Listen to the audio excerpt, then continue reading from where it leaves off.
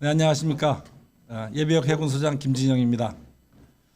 벌써 이제 가을이 성큼 다가온 것 같습니다. 아침 저녁으로 시원한 바람이 불면서 요즘은 가을을 물씬 느끼게 합니다. 근데 이 찬바람이 불 때만 되면 군에다가 아들을 보낸 많은 어머님들은 걱정을 많이 하시죠. 그 전방에서 또는 바다 위에서 찬바람을 맞고 근무하고 있을 그 아들의 대한 걱정이 늘 많은 것이 오늘날 우리나라의 현상인 것 같습니다. 오늘은 그래서 잠깐 여러분들과 새로운 얘기를 한번 해볼까 합니다. 네, 요즘 바로 젊은 사람들에게 가장 뜨겁게 달구어지는 DP입니다. 뭐 잘 아시는 것처럼 DP는 군에서 탈영한 병사들을 찾으러 다니는 그런 헌병대 안에서의 특수 임무를 수행하는 소위 말해서 군무이탈 체포조라고 얘기를 합니다. 아마 많은 군인들이 이 DP가 있었는지 없었는지도 모르는 사람들도 많이 있었을 겁니다. 실제로 모르는 사람들이 저도 잘 몰랐어요. 물론 이제 육군과 해공군이 약간 시스템이 틀리기 때문에 그런 거 있지만 어쨌든 간에 이 DP가 왜 과연 우리의 젊은이들 사이에 많이 이렇게 회자가 되고 심지어는 지금 뭐 한 1,000만 뷰가 넘었다 뭐 이런 얘기들도 나옵니다. 원래는 이게 웹툰으로 제작이 돼서 굉장히 인기리에 보여줬던 그 만화죠. 근데 이것이 이제 그 넷플릭스에서 드라마로 제작이 되면서 새로운 우리의 큰 화두가 되었습니다. 네. 근데 이 DP라는 드라마를 연출한 그 한준희 연출자의 어디 언론의 인터뷰상에 재밌는 내용이 있습니다. 이 DP는 군대 이야기이기도 하지만 세계 어디서나 공감할 수 있을 만한 사람 간의 갈등에 초점을 맞춰준 것이 많은 공감대를 준 것 같다라는 평가를 했습니다. 실제로 이 DP에 대해서 젊은 남성들만 이 DP를 관심을 두는 것이 아니라 많은 여성들도 엄청난 팬을 확보하고 있는 그런 드라마였습니다. 그러면 군대를 가보지도 않은, 군대를 생각해보지도 않았던 그 젊은 여성들도 왜 이 DP에 많은 공감을 했을까요? 바로 그것은 사람 간의 관계에서의 갈등에 초점이 맞춰졌고 도망간 병사를 잡는 것도 중요했지만은 이 드라마 내부에서 그 좁은 내무반에서 함께 생활하는 사람들 간의 갈등과 질서 유지를 위한 분쟁과 이런 문제들이 포커싱이 되면서 많은 사람들한테 특히 젊은 사람들한테 공감대가 형성이 된 게 아닌가 싶습니다. 왜 우리 군 내부에서는 이러한 기강 문제가 항상 큰 화두가 될까요? DP도 결국은 기강에 관한 문제였습니다. 좁은 공간에서 생활하는 병사들 간에 서로가 밀고 당기는 갈등 관계, 상하 간에서 생겨나는 그러한 부조리, 이런 문제들이 인권 탄압, 뭐 이런 것들이 다 중요한 이슈가 되겠죠. 결국은 뭡니까? 군기입니다. 여러분, 군기란 무엇일까요? 소위 말해서 군기는 군대 내의 질서를 유지하는 핵심입니다. 이 군기가 파괴가 되면 동료 간의 상하 간의 신뢰가 붕괴됩니다. 서로 믿고 싸울 수가 없습니다. 과거의 전쟁의 역사에서 심지어는 전투를 하다가 그 총구가 적을 향하지 않고 평상시에 자기를 괴롭혔던 동료나 상관을 향해서 총구가 돌아가는 사례도 있었습니다. 그래서 이 군기는 가장 중요한 내용이 핵심이 신뢰고 신뢰를 바탕으로 한 단결력이 중요한 것입니다. 상하 간에 동료 간에 불신이 없어야 됩니다. 군 조직의 화합과 통합이 이루어져야 됩니다. 그런데 이 군기를 유지하는 가장 중요한 요인이 뭘까요? 군인들에게 있어서 바로 그거는 군인들이 존재하는 목표의식입니다. 그 목표의식은 뭘까요? 바로 대적관입니다. 내가 왜 군에 와 있어야 되고 내가 왜 훈련을 받아야 되고 내가 누구를 지켜야 되고 그 핵심은 뭡니까? 적입니다.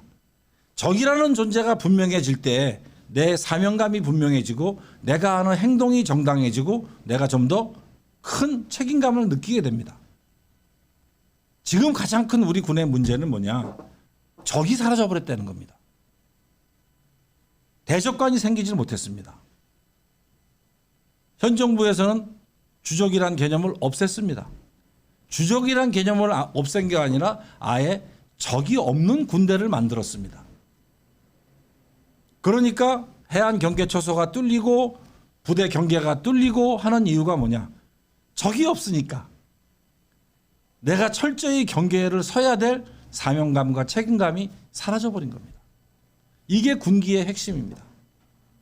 눈을 부릅뜨고 적이 이 구역을 침범할 것을 확실하게 경계하겠다는 사명감이 생기고 그 사명감으로 군인들이 똘똘 뭉칠 때 비로소 군기는 시작이 됩니다. 가장 큰 우리나라 현재의 군대의 모습 속에서 적이 사라져버린 군대, 이것이 군기를 망가뜨리는 첫 번째 요인입니다. 지금 군대 내에서는 많은 일들이 일어나고 있습니다.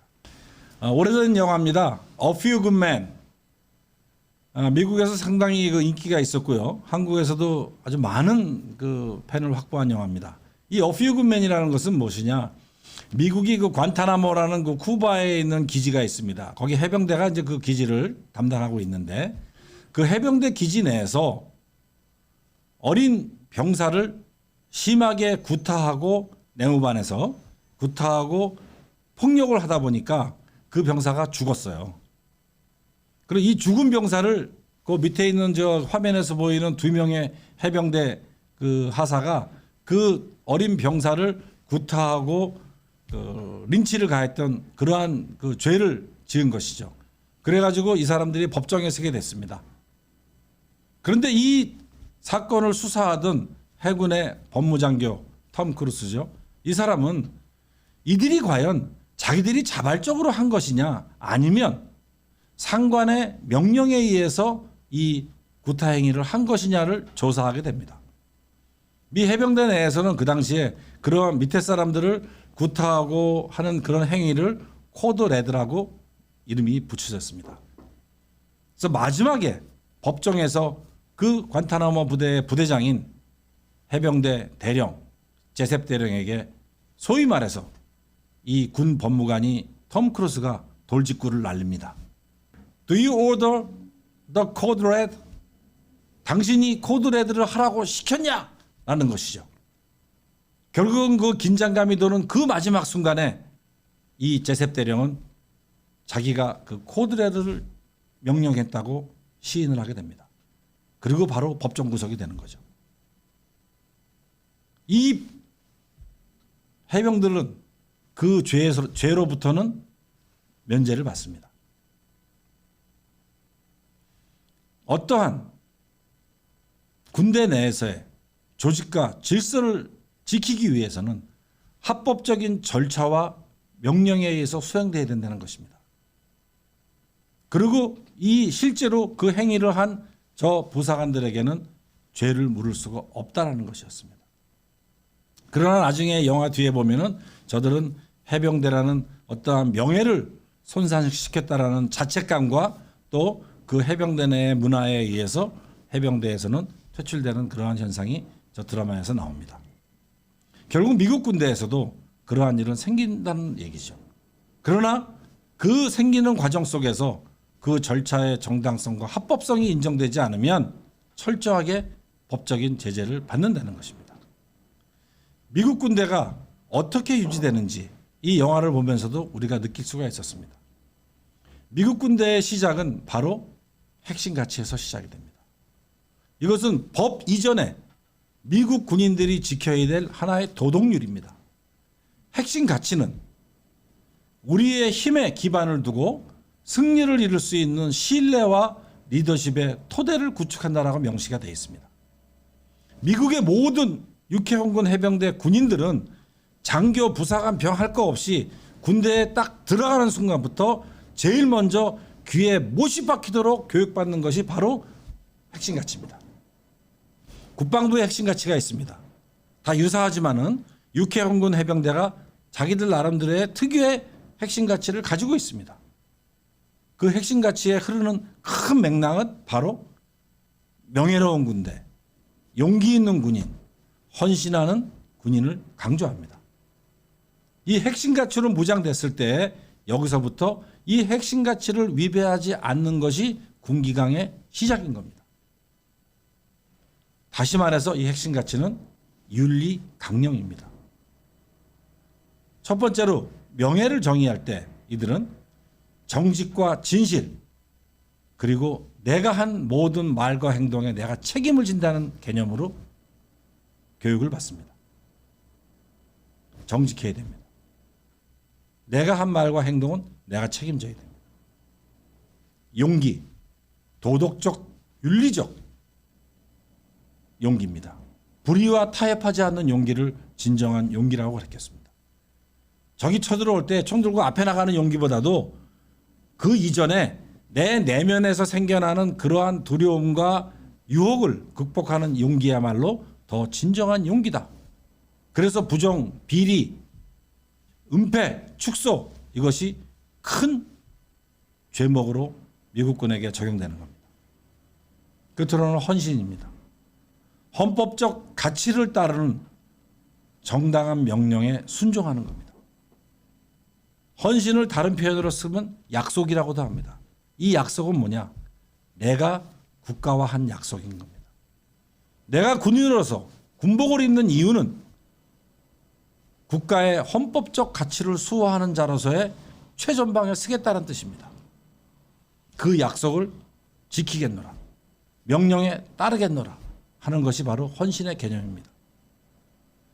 불행히도 우리 군대에서는 우리 국방부에서는 핵심 가치가 없습니다.